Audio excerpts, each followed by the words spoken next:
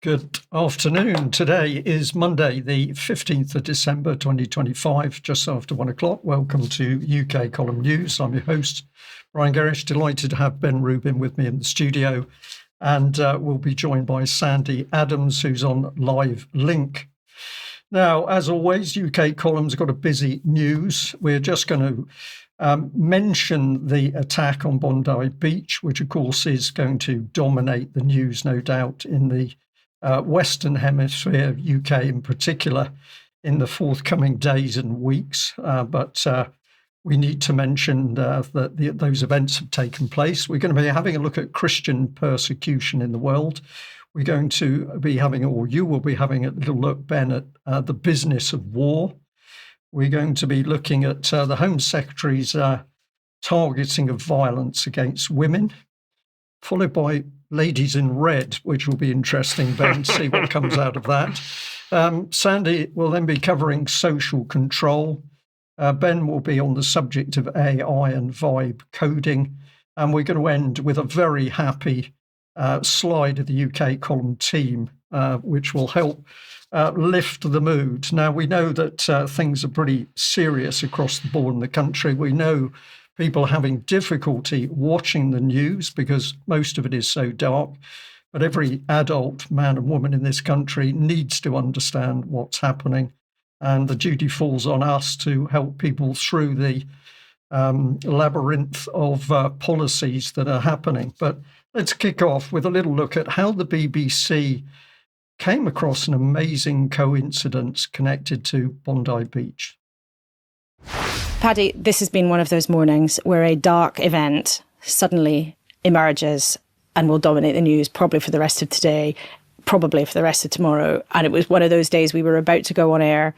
We started getting reports in of a multiple shooting on Bondi Beach in Australia, one of the most famous places in the world. By complete coincidence, one of our guests was Layla Cunningham, who's a Reform politician. We told her what was happening. She then said her nephew lived there. She got him on the phone and he told her, and she then told us live on air. Within a few minutes, there was an active situation. There were shots ringing out. He was a doctor who was on his way from a neighbouring beach 10 minutes away to go to try to help. And since then, some of the videos, some of the eyewitnesses' accounts that have been coming out are absolutely horrific. As we talk at 10 to 11 on Sunday morning, a lot of things are still evolving and we don't have the full story, but it very much appears as if this was an attack on a Jewish holiday, a Hanukkah event. Well, there we are. There's the report by Laura Kunsberg, and what an amazing coincidence. So we're going to take the incident at face value, tragedy, people have been shot and killed, but what a coincidence that the BBC's got a guest. That guest had a relative that lives in the very place where the incident took place. Coincidence they're medically trained, and a coincidence that they were on their way to the very beach the incident had taken, or the park that the incident had taken place in. If we did calculation of odds on that, which I haven't done prior to today's news, but I know that these are incredible odds. What's your thoughts? What are my thoughts about that? I mean, it's incredible, isn't it? It's utterly incredible that the BBC should have a guest intimately linked, not with the general subject, but the precise event that took place in the precise location, precisely at the right time. Sandy, I'm watching your face as we're moving into this, but it is quite incredible, this BBC report. And what we haven't shown is that Laura went on to say that she's quite sure that events on Bondi Beach or to the side of it in the little park are going to dominate the news for days and weeks to come. And I think she's very accurate with that. But what's your thoughts on the clip, Sandy? Well, it does seem like an extraordinary set of coincidences, really. And, you know, you have to look at this in perspective. It is awful that I think it was 12 people were shot. Why will this be dominating for such a long time? I mean, it does seem, you know, there's a lot else happening in the world, and I'm not diminishing anybody's, sort of anybody's story of horror of that particular incident. But it just seems to me they're gearing it up to make it a really, really big thing. And they will do, because the BBC do this. And, you look at the statistics of, what's happening in other places in the world, and the genocides going on. And they are going to make this a really big thing, I think. What do you think? I think they're going to make it a huge thing, and I think we are going to see a result in this country, that we're going to see a tightening up of protection for the Jewish community, and we're going to see a greater clampdown on anybody speaking or criticising the Israeli government. But we'll leave that for future UK Column News reports. Now, in contrast, you've got a section here about the persecutions of Christians, and this is a subject which rarely comes up. Occasionally it gets a mention, but you've decided that today is the day to have a look at this. Yes, I mean, it's coming up to Christmas mainly, and more we're seeing Christianity being marginalised and at worst persecuted. And in late November, the BBC reported that Northern Ireland, the Supreme Court had ruled that Christian-focused religious education taught in Northern Irish schools was unlawful. This was a unanimous judgment allowed on appeal by an unnamed father and daughter from Northern Ireland. Now, this was sent to us by one of our viewers, and she knows who she is. Thank you, Christine. And she's given us a Citizen Go link to so that one can challenge this appeal if you want to, and that is in the show notes if you wish to. I don't know if you have to be in Northern Ireland to do this. I'm not sure, but I doubt it. I would imagine because Northern Ireland is part of us, you'd be allowed to. So I just feel that there is a big thing with Christianity, but worse than that, all over the world, Christians are being persecuted, particularly in Nigeria. And when we hear about religious persecution around the world, our minds often go to minorities in Muslim majority countries, or to Buddhists or Hindus or other minority faiths under pressure. But it's seldom spoken about the millions of Christians globally who are enduring persecution, harassment, violence, imprisonment, and even death simply for their faith. And we've got here around, the persecution of Christians worldwide has gotten worse. A papal charity report says, according to recent reports by global Christian charities, the situation is worsening. Violations against Christians increased in nearly 2/3 of 18 countries studied. In fact, a 2024 to 2025 assessment found that around 365 million Christians worldwide are subject to high levels of persecution. And we've got here the House of Commons Library actually had a debate on it, and they looked at the World Watch List.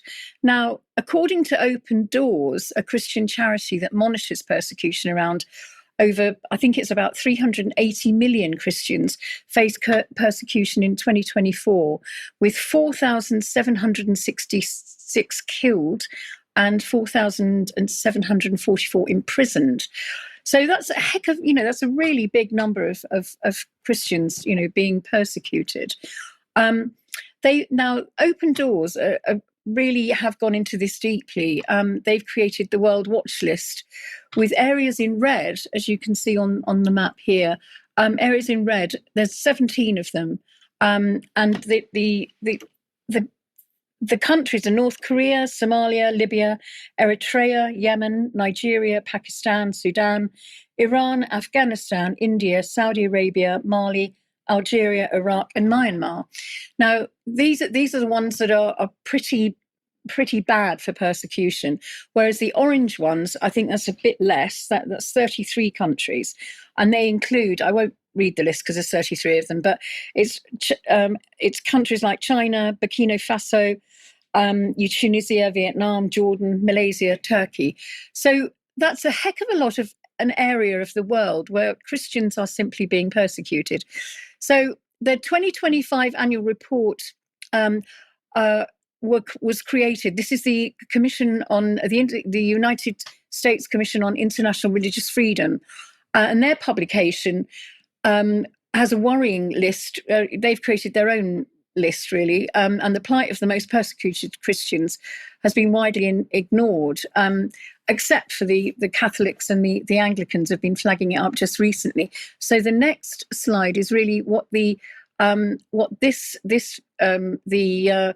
religious freedom, the international religious freedom groups, and they've got a whole other list of countries which are pretty bad as well. But obviously Nigeria seems to be top of the list. Now, there's been a silence really throughout the whole world about Christian persecution, but that silence was challenged recently when on the 19th of November, the bells of Clifton Cathedral rang in support of persecuted Christians worldwide, and Southwark Cathedral as well. So it was called Red Wednesday, and they held these events all over the UK. The Christian church did, whether it was Anglican or Catholic. So they called it Red Wednesday, and it was held by the Aid to Church in Need, the ACN, and it was Bishop Bosco in Bristol. He's Bosco MacDonald, his name is. He held a special mass at Clifton Cathedral, calling on Christians in the UK and beyond to unite in prayer with our suffering brothers and sisters in Christ. It was a simple gesture, liturgy, prayers and support, but deeply meaningful. And Southwark Cathedral held events for Red Wednesday on the 19th of November as well. Now, in a world where Christian persecution is growing from extremist violence in Africa to oppressive regimes in Asia and the Middle East, this mass reminds us that there's not distant stories, they're human lives, and they deserve our awareness. And I've got another slide here from Southwark Cathedral where they actually called it Team Red, where they were really going for the whole thing of supporting the Christians in need. Now, in many countries, they face violence, even for just daily worship or owning a Bible. I've got another slide here oh no, it's gone now. It's fine. Of Southwark Cathedral and their whole way of really putting this in the forefront of Christian prayer and mass. That was in Southwark Cathedral. We've got a whole load of Christians really being persecuted, from diverse cultures, ethnicities, ages, and countries. Their suffering covers, different borders and races. And the moral challenge remains: if we defend religious freedom only selectively, we betray that principle itself. Now, I've got a video here from Bernard Tutunji, who's from Sydney, and he works for the Aid to Church in Need, Australia. Now, just listen to what's happening in Nigeria, and it's quite shocking. Thank you. Nigeria today is an epicenter of Christian martyrdom. Since the year 2000, more than 60,000 Christians have been murdered by Islamist groups like Boko Haram, heavily armed Fulani militia. Our organisation's 2023 report I mentioned places Nigeria firmly in the red category, meaning it's persecution, it's not just discrimination. What makes Nigeria unique is that Christians are not even a tiny minority. They make up almost half the population, 100 million people, yet they live as if they're second-class citizens, especially in the north. The Nigerian government's failed to take any meaningful action to prevent attacks, and the violence is relentless. In Benue State alone, one diocese recorded 93 villages attacked, 330 farmers killed in just a year. This past June, a couple months ago, another attack in Benue. A gunman raided a town, killed 100 people, forced 4,000 to leave. And it's not just killings, Gabriella. We're speaking of abductions, burned villages, destruction of churches, millions forced into camps where they lack even the basics. And every single day, Nigerian Christians wake up to the fresh news of kidnappings or attacks. It's not sporadic, it's systematic, it's targeted, it's gone on for decades with little accountability. Yes, and guess who hasn't said a word? The so-called head of our Christian church in England, the Church of England, who has a lot to say about climate change and the World Economic Forum, but not a word about persecuted Christians. There we are. Thank you very much for that. And just to clarify, the International Red Wednesday was November 2024, and the Clifton report, if I remember correctly, was 2015. So just to clarify that. But nevertheless, this subject sits under the surface, and a lot more needs to be done to bring it to the fore. But war is not a problem, Ben. It's a racket. So they say. And I think we're about to find out why. So, yes, the city, the banks, and the British deep state are banging the war drums. And where better to find out about it than over at Rothschild & Co. From Mark Sedwill. He says, "We are at war." It's just last week, this event. Just not conventional warfare. Conflict now sits in the grey zone. Yeah, peace is war. Exactly War is, right, yes. So this is echoing the integrated operating concept, this idea that the front line is actually in the barracks now. And the public's the enemy, of course. Exactly, yes. Now, Sedwill, former head of the civil service, we'll come back to him a little bit more later because he's a crucial player in all of this. But if we can just flash that back up, we can see that he is now, and was immediately having left the civil service, the chair of geopolitical advisory at Rothschild & Co. So this is big business in conflict and in enormous racket for international capital. The event was run by the London Defence Conference. It's their investment forum held at the Rothschild & Co offices in the City of London last week. And you can see here one of their senior analysts, Olivier Brachet, chairing a panel discussing the opportunity for investors throughout the capital stack. Opportunity to invest in death. Absolutely, basically. yes. Carnage and death. Exactly. So that's from seed funding all the way through to institutional investment funds, pension funds, all the full spectrum of risk appetite across the capital stack, how they can all invest in and potentially make enormous amounts of money from conflict, ultimately. That's what this is all about. We had various other representatives of the British Civil Service. This chap, Angus Lapsley, the UK permanent representative to NATO, has been buried in Whitehall for 40 years and then gets put into this plum job at NATO. And he's there saying the defence sector in Europe is going to be bigger, change faster, and require more investment for a generation. It's an entire generation of investment, regardless of when and how Russia's war against Ukraine ends. Obviously, he has to present this as Russia's war against Ukraine. And then he goes on, not shown on the screen here, but the quote continues to say there will not be a neat distinction between defence investment and wider needs. Alongside the traditional defence primes, we will need growth, innovation and planning for resilience from a whole range of sectors, including tech, telecommunications, transport, energy, civilian space and health. So the entire economic system and the whole of society is being placed on a war footing by these fellas. These men sitting around conference rooms in the City of London, who most people have never heard of, are certainly unelected and are deeply conflicted, I would say, in terms of their interests. We also had the MP for Plymouth was there. We can bring that back home. We got Luke Pollard, who's the Minister for Defence Readiness and Industry. So he's working out how to put his snout in this trough.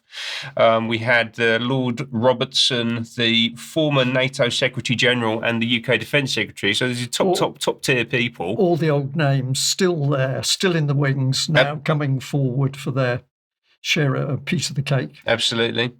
Niall Ferguson,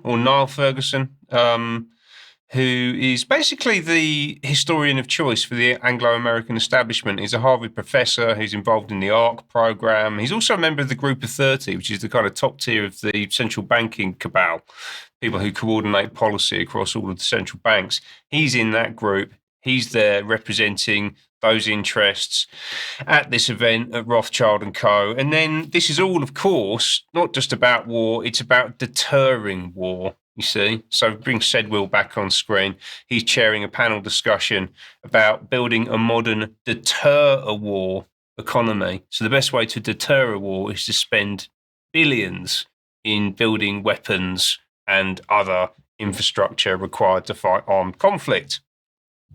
I think that sums it up quite nicely, doesn't it? I think we've seen all the key players, what they're up to, what the incentives are, just in that little snapshot from that event last week. But key people coming to the fore now. Yeah. So we've seen the racket and the war, and obviously everybody providing ammunition, munitions, war supplies. The longer the war in Ukraine goes on, the more money that's made under the surface, the assets of Ukraine, the grain, the food supplies, and also the rare earth minerals raped. So this is big profits for the big players. Absolutely. And now they're becoming visible. It was BlackRock in the beginning, and now we're into the banking boys that actually fund organisations such as BlackRock. Exactly. And this completely symbiotic relationship between the banks, the City of London, and the British civil service deep state. The remnants of the empire, ultimately, that's what we're talking about here, right? So we actually take a look at Sedwill. He's a perfect example of this civil service into the City of London, grandee type individual who has extraordinary amount of power and influence, but no one has ever heard of unless you watch programs like the UK Column. So who is he? Sedwill. So many years in the civil service. He actually ran the civil service. He was the cabinet secretary for a number of years, left at the end of 2022. He was also, through his career, the national security advisor, the permanent secretary at the Home Office, and also the British ambassador to Afghanistan, had other advisory roles around NATO and other organisations like that. Since leaving, he has picked up a number of extraordinarily influential roles. He was deputy chairman of Lloyd's of London, the insurance market. As we've touched on, he's chairman of Global Geopolitical Advisory at Rothschild & Co. He's also the chairman of the International Institute for Strategic Studies, IISS, which is basically the think tank for the military-industrial complex. So they do all the long-range strategic planning about where wars are going to pick up and where they're going to kick off around the world and what the industry needs to do in order to capitalise on that. Ultimately, it's what they're up to. And he's also been to the Bilderberg meetings at least once. It was in 2022 while he was still running Cabinet Office, where he was still running the UK Civil Service, right? And so you can just see here this collection of influences and connections coalescing around Sedwill, and as an extension of Sedwill, the Lords and the top tier of the British establishment into international capital and the military-industrial complex, and how this whole thing is put together, basically. We'll put links to all of these organisations and some profiles of Sedwill and what have you. You should go and have a proper read through what these organisations are up to. And I'll provide other links to these two videos. First one is this one, which is a discussion that he had in his capacity at Lloyd's with Baroness Patricia Scotland while she was Secretary General of the Commonwealth. This is really revealing, actually. She describes the Commonwealth as a petri dish that you can grow almost anything in. You come up with solutions that work not just for the Commonwealth, but for everybody. And actually, the Commonwealth, what she's essentially revealing there is that the Commonwealth is one of the main mechanisms through which Britain, or the remnants of the British Empire, continues to exert geopolitical power into the UN and other bodies through the Commonwealth. Essentially, it's a way of kind of reputation washing the British establishment and saying, oh no, we did it with the Commonwealth. And of course, we got King Charles is especially interested in the power of the Commonwealth through the power of the growing population of young people in the Commonwealth. So yes, the Commonwealth almost seen as a parallel vehicle to the power of the European Union, but obviously controlled by Britain. Yes, exactly. And then a final one, which you should certainly go and have a look at, is this, which is Sedwill's Oxford Union speech from October 2020, where he basically stands up. This is right in the middle of all the lockdowns that he was responsible for overseeing, or part of the team, and basically says what we know by 2050. And then he just lists out all of the biggest things that are definitely going to happen, according to him. So it's going to be about climate change, what he calls volatility, and that might involve the UK getting colder, not necessarily warmer as well, quite interestingly. He talks about demographic shifts in every part of the world. We're going to have ageing populations. The UK is going to have the largest population in Europe, apparently, bigger than Germany by 2050. Like, how we're going to be able to feed ourselves, I don't know. We're going to see significant migration flows from north from sub-Saharan Africa. He talks about the fourth industrial revolution, the inevitable destruction of white-collar jobs, and then also this idea that competition and conflict are going to become multi-domain. So health, democracy, cyber, information warfare are all going to be part of this new conflict environment. And what he doesn't say, but I guess is, hidden in the background, is the fact that Rothschild & Co. and people like that are going to making an absolute packet off the back of the mayhem and the chaos. Exactly. Ben, thank you very much. Really important segment, because this is talking about where real policy comes from. This is the rules-based international order at work. This is where the policy is coming that then filters through UK government. So the illusion of democracy and laws and proper governance of the country coming through Parliament is clearly a nonsense now in 2025. And your description is setting the scene for where policy is coming. Now, part of that policy is absolutely the drive for AI.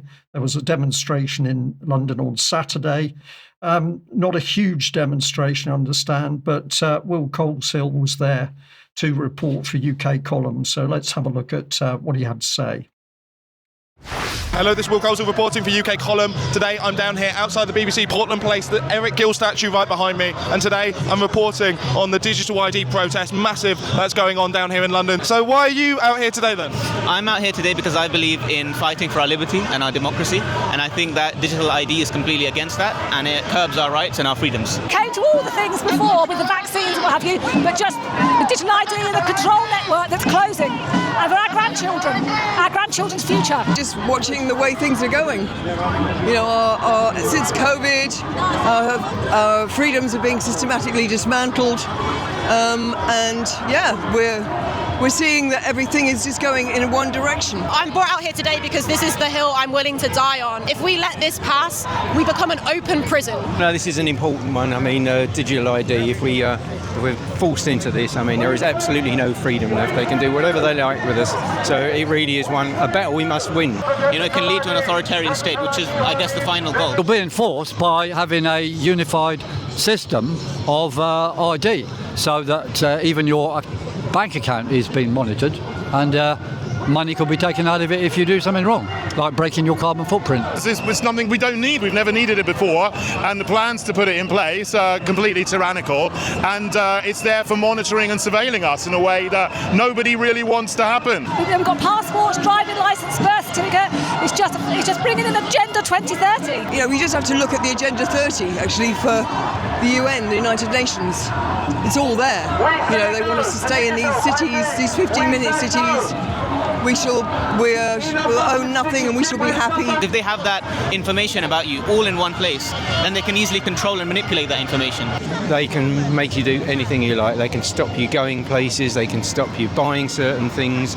If you're writing certain things on the internet, they can freeze your bank account. They can stop finances if you oppose certain government policies. Our spending, our travel, the climate, Just everything, the food that you eat, how much you watch each day. They're going to base it off the Chinese social credit system that's already in place. And we already have a version of this with our credit scores, where we're not allowed to have certain loans and we're not allowed to have certain credit. It'll be like that, but amplified. And if you want some sort of demonstration on how this will work, then you'll need to watch the Nosedive episode of Black Mirror. Baby steps, as they say, and before you know it, we'll be locked in our houses or told where we can and cannot go.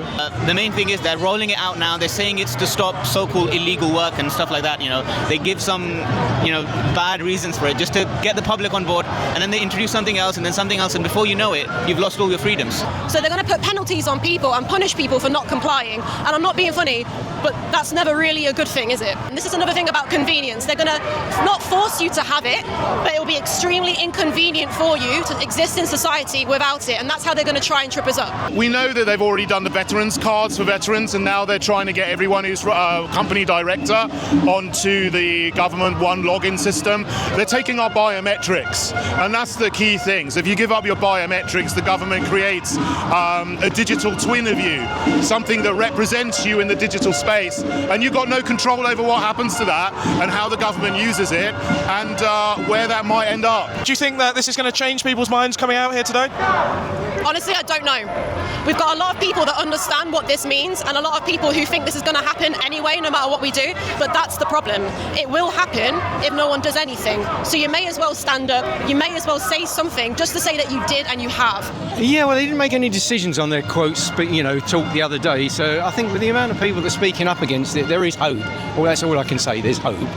Definitely. I mean, if you look around, the streets are filled here, so definitely, right? And it's about raising awareness, and I think that we can definitely do that. I think a lot of people are aware of it. I mean, it was 3 million people that wrote, signed the petition, wasn't it, to the Houses of Parliament. So yeah, people are waking up.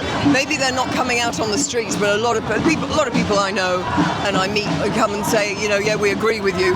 It's just that they don't feel powerful. They're going to try their hardest to implement it, and we need to stand up and say, no, we're not doing it. We're not doing it, And that's what we need to, that's what the message is. Do not accept the digital ID. Don't accept it. Defiance. We're fighting for everyone's freedom. I just wish there are a few more people standing up for their own. We say no to digital. Well, an encouraging report by Will Coleshill there. And I think the young lady said it all. Of course, if people do nothing, these policies are absolutely going to be implemented. So really wonderful to see the people that did attend and the fact they were also well informed, speaking out in order to try and get this stopped. And good to see some of the smaller parties there, David Curtin from the Heritage Party, but also Piers Corbyn and Andrew Bridgen. Were there many mainstream media reports in UK on the day? I don't think so, but this is why it's beholden on all of us, people who do understand what's going on, to get out and spread the word to other people. Now, let's move on with the traditional UK column news. Thank you to everybody that supports us by a membership. We can only do what we do with your financial support. And if you're watching our news broadcast today, or perhaps you're a regular viewer, and you are not a subscriber, a donator, or a member, paid-up member of the UK column, please consider doing that, because we can only do what we do with your financial support. And what we'd like to do in 2026 is to expand the work that we do. And people who are donating or giving paid membership to the UK column, we are yours. You can see by our work what you're getting for that small monthly membership fee. And this is something where we need more people to help us grow and help us challenge the big beasts in mainstream media. So we'll just say, if you're watching and you're not a member of the UK column, please consider joining up, because we really need your support, and we really need it if we're to expand in 2026. Now, we've got other things coming up. Germ Warfare tonight at 7 p.m, which is Peter Duke on epistemological warfare, hope I said that correctly, and narrative control. So that's the thought process around warfare and narrative control, which will be very good. We've got Hawaii's Rise, Deep Seek and China's Technical Future. That's the Silk and Steel podcast, which is tonight at 9 p.m. We've also got coming up tomorrow at 1 p.m, Chris Coverdale talking about no tax for war. And a reminder, the 9/11 Truth Today, which is an event having a look at the 9/11 movement, where it is today, how it's working and what it's still achieving. And that's Sunday, December the 14th. It was yesterday. I beg your pardon, that was yesterday. Thank you very much for that. So that will be available for people to look at. So keep your eyes open for that on UK Column website. Yeah, I'm getting ahead of myself there. Right, let's come on to the subject of the Home Secretary and the announcement that there's to be a massive effort to target violence, and particularly sexual violence against women. So according to Shabana Mahmood, violence against women and girls is a national emergency. Now, it's getting difficult to know where the emergencies are now, because I thought it was Putin and the war in Ukraine, but apparently now women and girls have become the national emergency. She went on to say that we, the government, have got a plan to set up specialist rape and sexual offence investigation teams in every police force in England and Wales by 2029.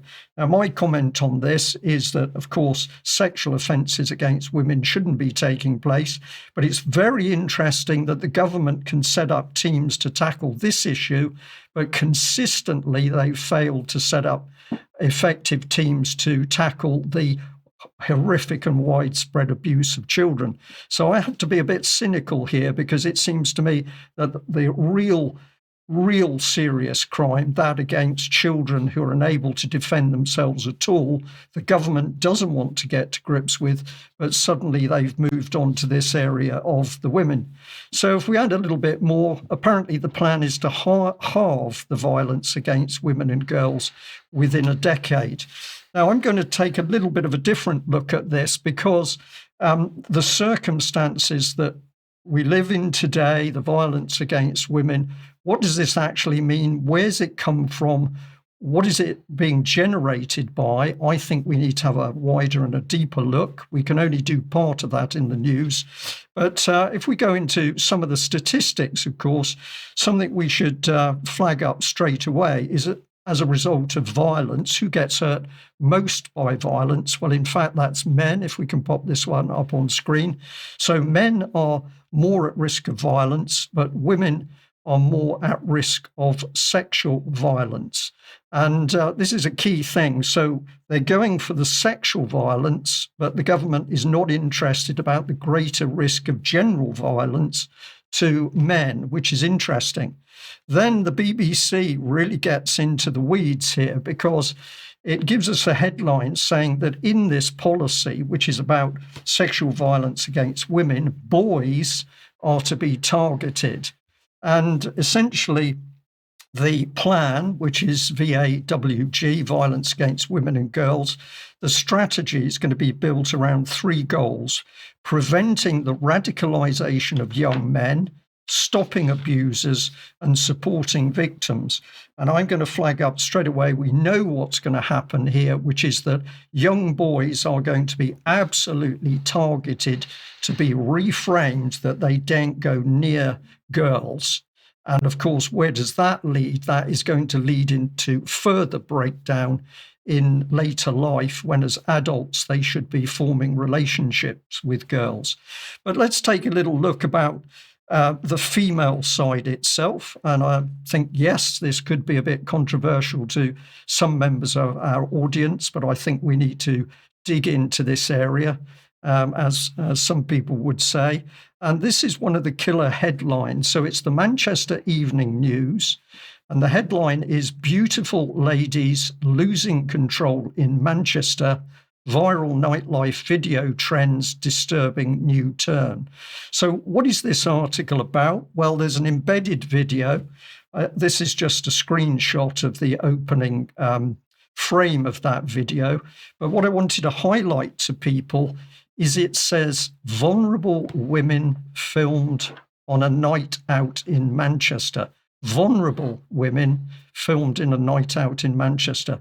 So let's just play a little bit of video. I'm going to talk over this as it plays, and let's just have a look at the video itself. And I'll just say to Chris, the video we should be playing is the next one. So the embedded one I can see on screen. I'm not sure that is going to be the right video. So let's see. What you should see is a street scene. I'll just wait and see whether we can key that video up. This is it. So let's play this, and it'll become apparent to the audience what's actually going on here. So if we bring that on.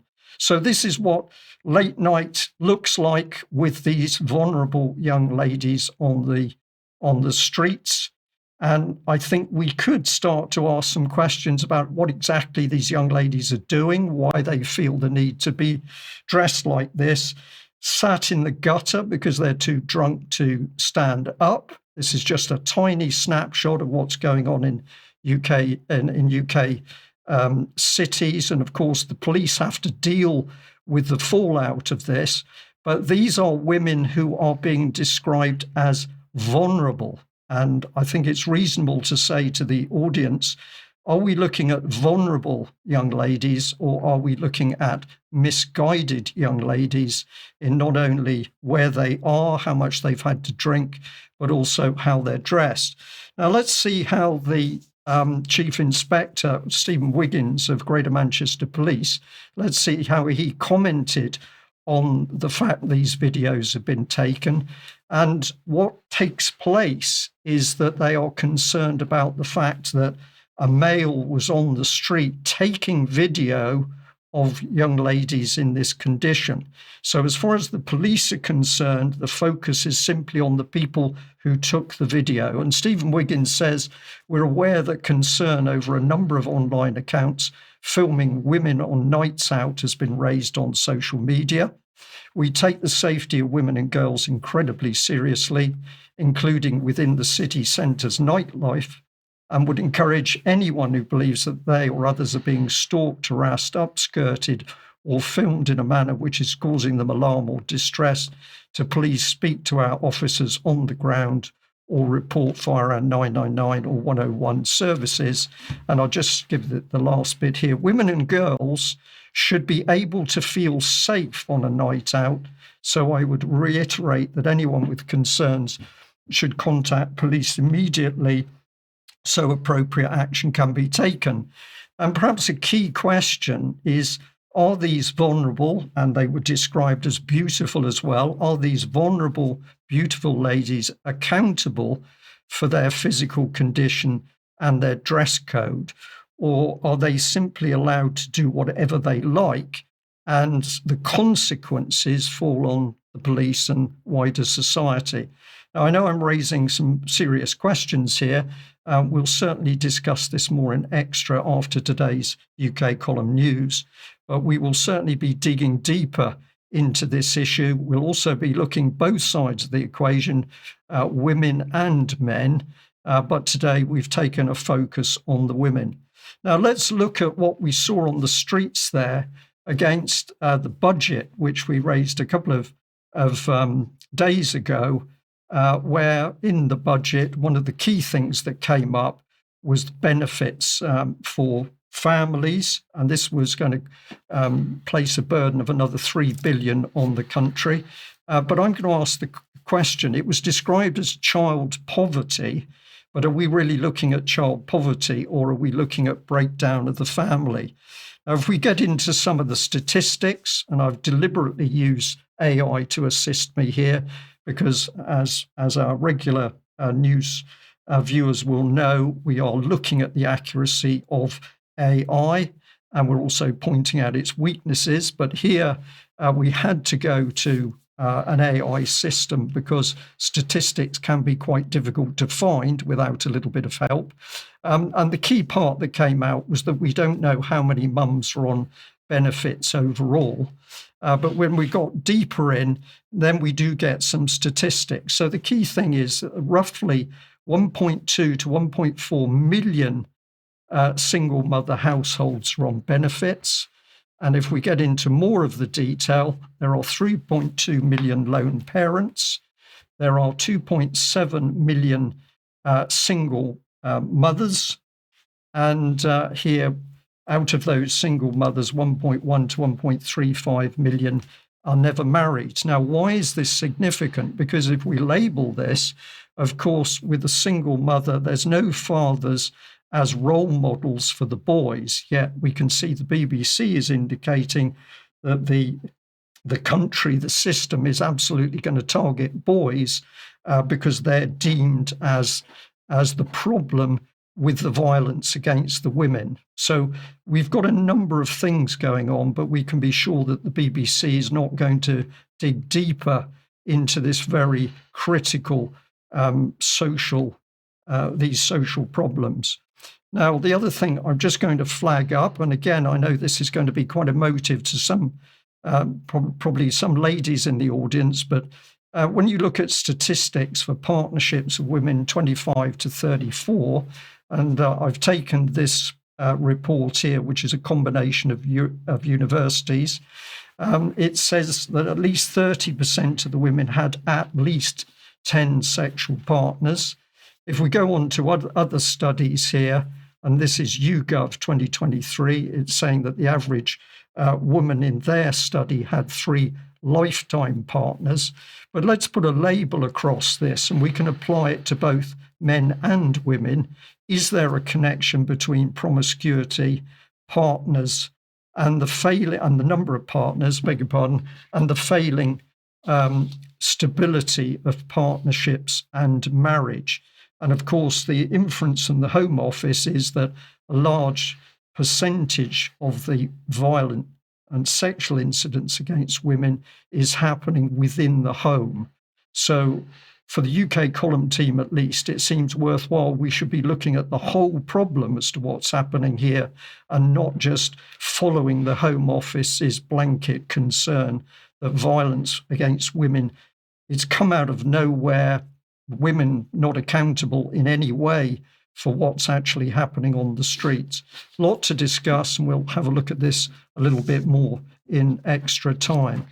Now, Ben, by pure coincidence, your next topic was Lady in Red. And ladies in red, yes, absolutely. For there are many of them, and they're not vulnerable, which I think these are the exact other end of the spectrum, because these are immensely wealthy and very powerful women. They are indeed, yes. Well, we're not going to start with them. We're going to start with this fella. This is Andrew Bailey, and most people will know, I guess, certainly if you're watching this, that he's the governor of the Bank of England, but he's also a member of the Fabian Society. He was the chair of the Fabian Society at Cambridge when he studied there. Also a member of the G30, the group of 30 who I mentioned earlier, who were the group of central bankers set up by the Rockefeller family in the late 1970s to help align and coordinate global financial policy.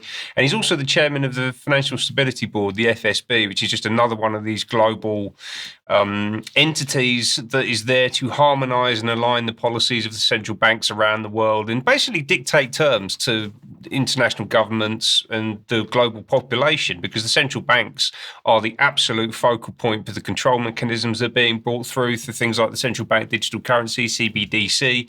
And this is completely 100% totally aligned to the Fabian agenda. If we can get that back on screen quickly, let's just reinforce this point, because people seem to think, certainly on the left-hand side, as they would define it, of the political equation, that Fabian socialism, or even just socialism generally, is some kind of counter to the banks and the city and international capital. But that's not the case at all.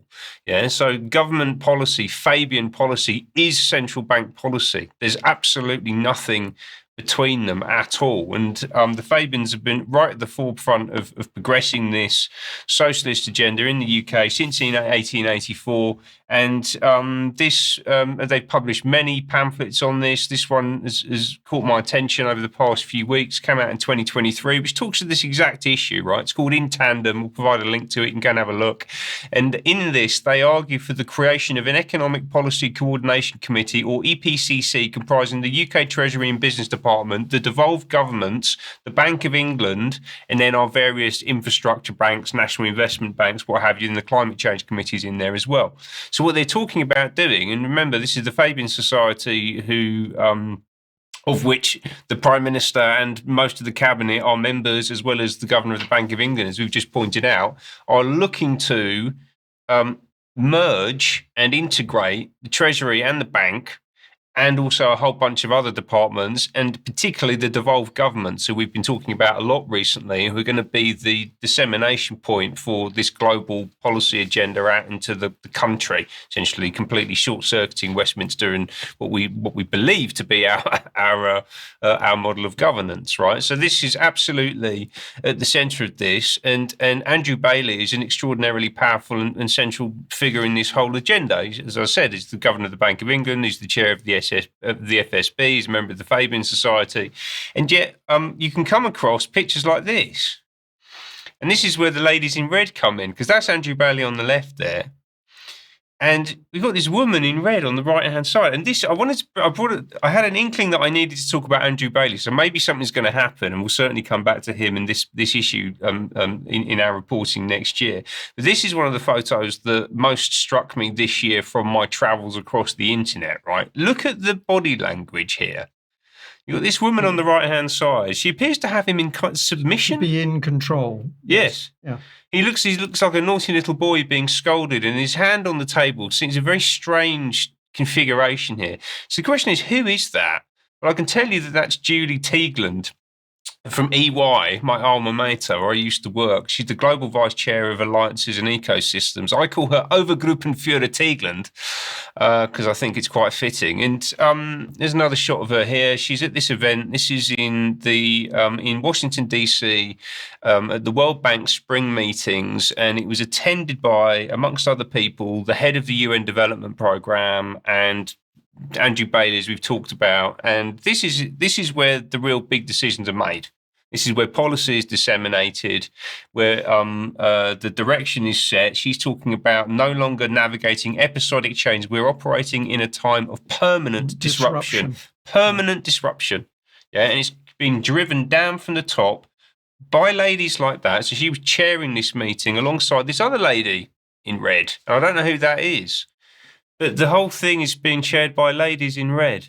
And you see this occurring again and again and again across the civil service, across the city. And I think there's something in it. I don't know exactly what, but my interest has been piqued. There's something in it. And one thing we can be sure of, that these ladies in red don't have any concern for those poor young women who are drunk on the streets of the major cities. So what a contrast between the destruction of the family life and those young girls. Presumably nobody taught them to do anything better than they're doing, and all of the tragedy that unfolds from that sort of lifestyle. And then we have the contrast with these immensely powerful women. We will talk a lot more about this in Extra, but thank you for that, Ben. Sandy, let's bring you back in. My goodness, there's so much happening in this country at the moment. It's difficult to know quite where to go, and we've never got enough time on the news. But take us on to a bit more about what you're seeing happen. Well, I mean, I was looking at the budget a few weeks ago, and another lady in red, Rachel Reeves, the budget was very much about dependency, about benefits and dependency, and it actually worked out that actually it's cheaper to go on benefits than it is to work. Now, what kind of society is that? And it's all framed around, a single assumption that more people will depend on the state for longer and at greater cost. And rising benefits dependency is no longer treated as a warning sign. It's presented as inevitable, the unavoidable response to a permanent crisis. And this is what seems to be happening. Now, there's a political theory that developed decades ago that treats this outcome not as failure, but as strategy. And it's called the Cloward Piven Strategy. Now, a lot of people have said to me, why haven't I mentioned it before? I learned about it quite a while ago.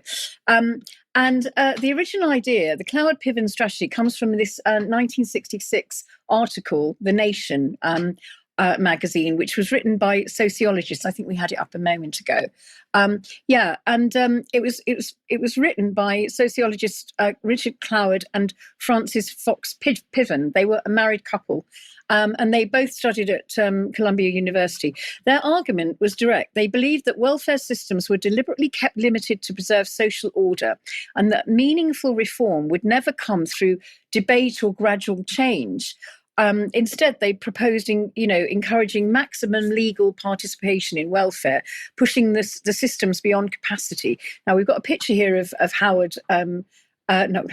Richard Cloward, and then his wife is there she is Rachel Piven.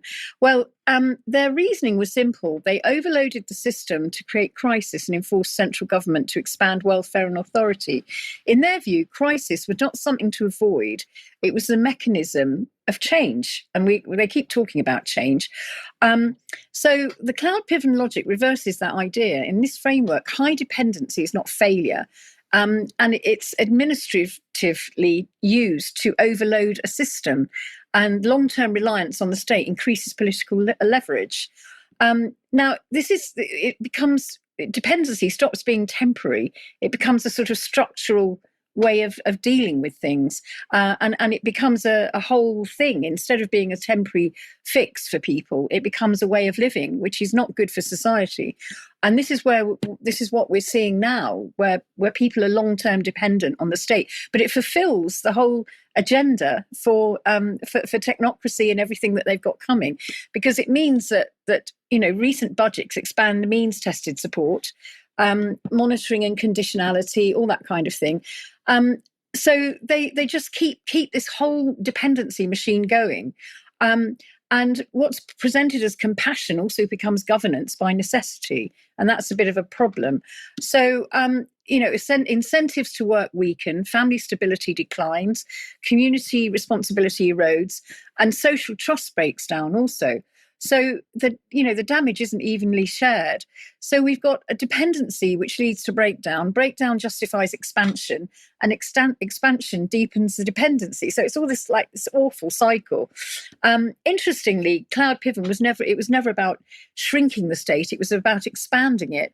So, and today that expansion takes on the technocratic form. Now, we mustn't forget that Columbia University was the hotbed in the 1960s of technocracy, and before, actually, right, even before the 1960s. You had all the major technocrats went there. Amitai Etzioni, who was, the whole thing with communitarianism and social policy and social engineering as well. So you've got these systems that strain governments and introduce digital benefits platforms, algorithmic eligibility checks, behavioural conditions, all that kind of thing. So these are presented as efficiency solutions. Now, what I've got here is, it's not about whether society would help the vulnerable. It's about whether permanent dependency is being normalised as a method of governance, and that's really what we're seeing. So I've got a video here, really, and it's from Back to Front in 2020, and it just shows you how dependency has eroded society in America, in certain areas of America, particularly poor Black areas. So if we could run that video. You see the new left, and almost specifically one of the professors in this building, Frances Fox Piven and Richard Cloward, in their book, Regulating the Poor, and in their movement, as almost prime movers in this disintegration of the Black community in one sense, and the rise of this feeling or this paradigm of therapeutic alienation. Frances Fox Piven and Richard Cloward created so much Black pain, and it's really a shame how little this is known. It's very simple. The idea that there could be a kind of welfare policy where generation after generation stayed on it, nobody cared whether the people got a job, and you were paid for having kids, didn't exist until the late 60s. A lot of people seem, understandably, to think that that's the way welfare always was. It was that way for a good 30 years.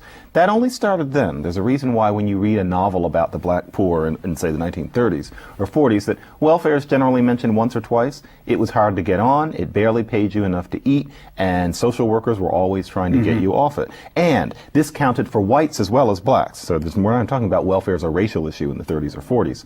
But starting in the late 60s, welfare was expanded by those Columbia social workers. Their idea was benevolent. They were trying to create a guaranteed income, but that didn't happen. And it left Black communities where it was possible to spend your life, if you were a woman, living on welfare, and to spend your life making children you didn't have to take care of if you were a man. You couldn't do that in 1958 because the government wasn't going to take care of the kids. So the issue is not that Black people were somehow evil to go on the welfare. If it was offered, of course, about every third person took it. That's human nature. But if that welfare hadn't existed, the Black community today would be much more coherent than it was. There's no such thing as whole communities where having a father was strange until welfare was changed that way. It was one of the most important aspects of Black history, what those people did to welfare legislation, although it should also be said that it was spearheaded by George Wiley, who was Black. But still, it was a grievous wrong. And the people involved in that, even today, the ones who are alive, have blood on their hands, and they had a more profound effect on the Black community across this country than factories moving away or anybody using the word nigger or any of the other things that we're trained to think more about. So, once a society is governed by dependency and emergency, independence itself starts to look like a bit of a problem. Back to you. Sandi, we'll keep the little bit on assisted dying for extra. Yeah. It does dovetail into the report that you've just made, but We're looking at the clock a little bit, so we'll keep that for UK Column News Extra. Are we on track with the vibes, Ben, is the key question. Well, I'm hoping you can help me out with that, actually, Brian. Vibe coding. Go on, what is it? What do you reckon? I think it's the use of artificial... Because you can read the next slide coming up. You're cheating. At least we've got a proper studio here with things queued up, so I'm pretty confident I know what Okay, so this is the use of artificial intelligence prompted by natural language to assist with the writing of computer code, and it is the word of the year, 2025. Isn't that exciting? Where AI meets authenticity as society shifts. It's nothing. It's not social engineering, Brian. It's definitely not what it is. Tired of wrestling with syntax? Just go with the vibes.